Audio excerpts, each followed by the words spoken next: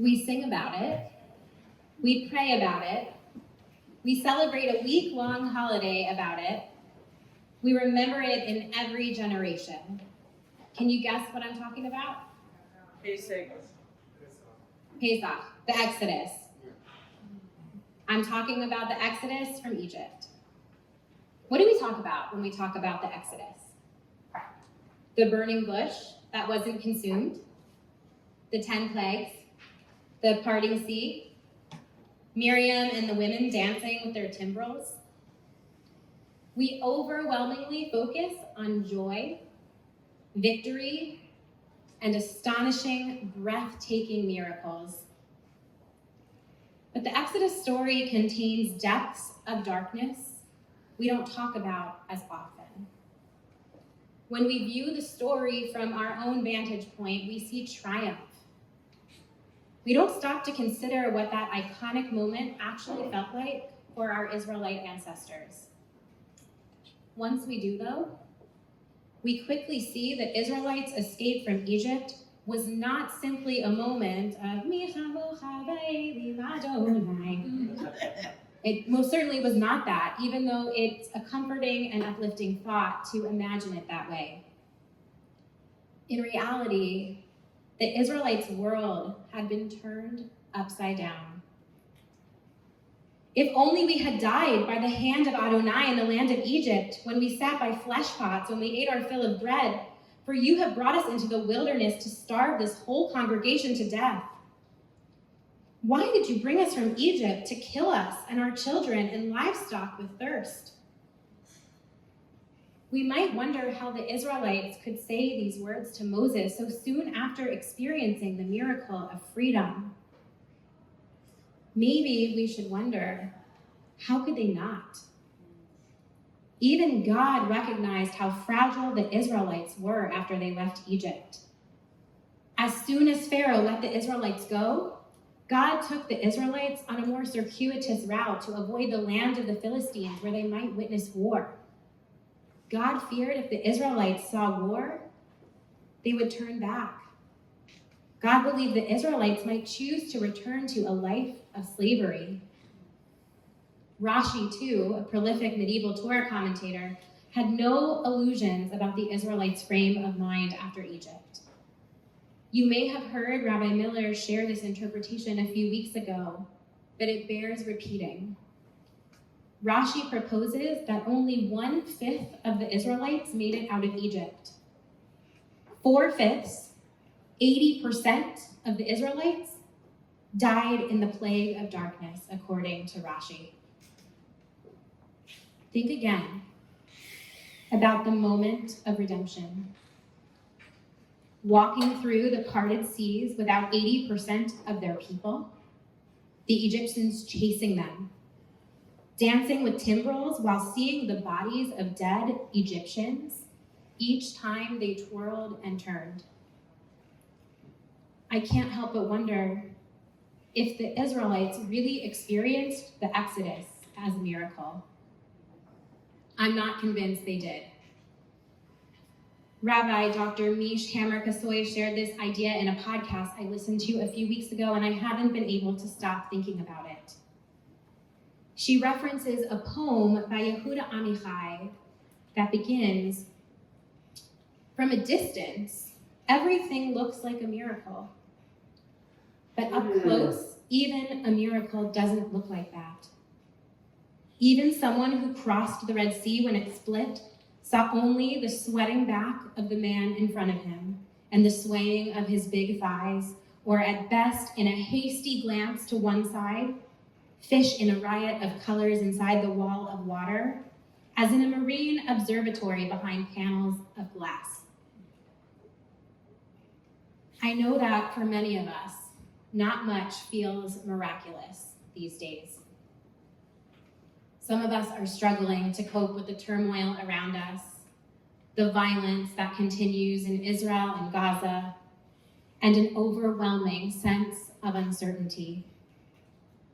Right now, we are in a period called the Omer.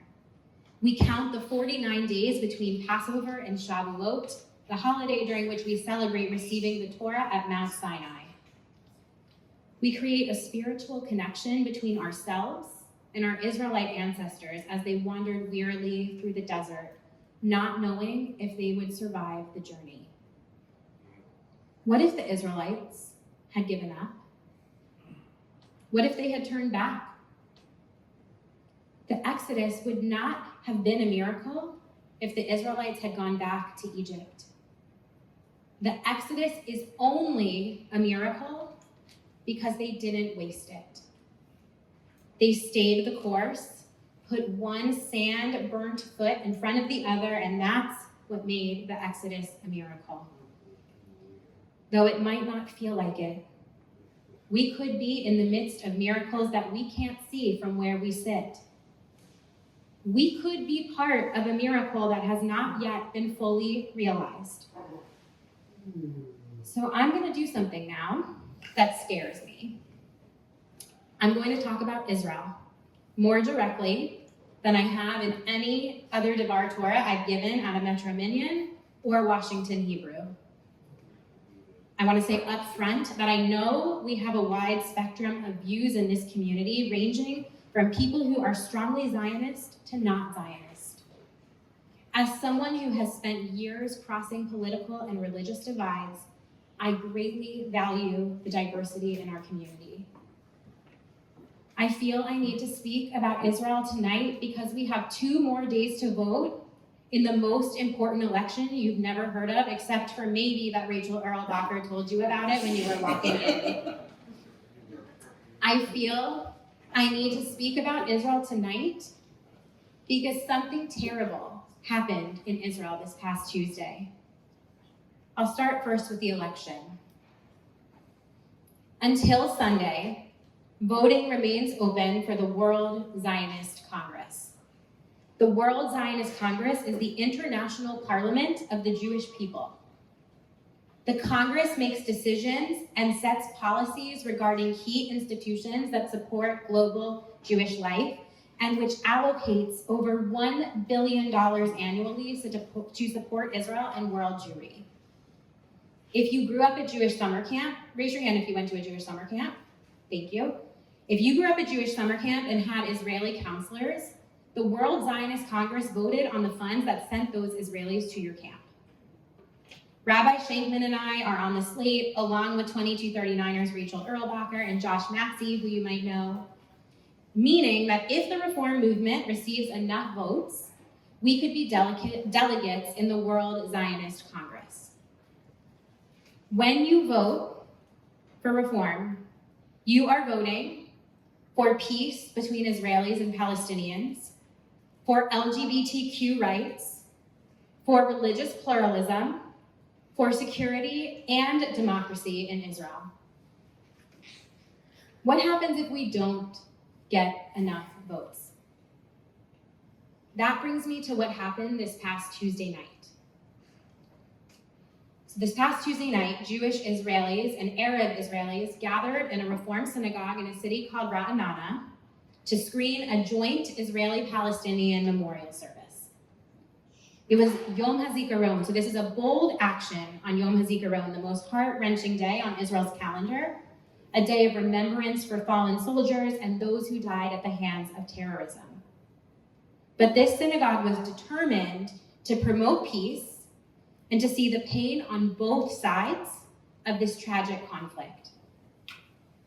During the program, right-wing religious extremists began to riot outside of the synagogue.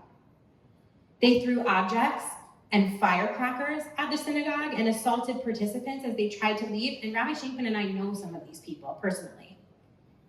They injured people, and the police mostly stood by and did nothing. These religious extremists harbor hatred towards Reform Jews, Arabs, and other marginalized groups in Israel. These extremist groups actively work to prevent peace and religious pluralism. Extremist religious groups in the diaspora, meaning outside of Israel, have been campaigning fervently for seats in the World Zionist Congress. They push platforms and agendas that don't just oppose our values, but that will make our fellow Reform and progressive Jews in Israel much less safe. They will vote for substantial amounts of money to be allocated to extremist groups like those who stormed the Ra'anana synagogue this past week. When I think about the Israel some of our opponents desire, I am deeply, deeply troubled and fearful. I hope you will vote tonight, during dinner, or after Shabbat ends. Rachel, can you put your hand up, is here to help you, along with Sydney Tepper. Can you put your hand up? Sydney is also here to help you. She works at the Reform Movement's Religious Action Center. You can ask them any questions you have or share your opinions with them, and the same goes for me or Rabbi Schmelkin. Or actually, Rabbi Michael Namath is also, Rabbi Schmelkin's husband, is in the back too. As far back as I can remember, I was told the existence of the state of Israel is a miracle. Sometimes, maybe more than sometimes, it's hard to look at it as a miracle because Israel is so very complicated, because Hamas still has 59 hostages, because far too many Palestinian civilians have died in this war, because Israel's democracy feels fragile, because a two-state solution seems farther away than it ever has before. But despite all of the suffering and strife, I still believe her existence is a miracle. I believe the existence of Israel is a miracle, but only if we help to fully realize the miracle. This once in every 5 years election is our chance to help create the Israel we want to see. And it's really the only way we make our values and voices heard as Jews who don't live there. We are living through an incredibly difficult moment in history. But we know from the past that even in the most difficult of circumstances, miracles can still happen. When future generations look back at us, what will they see?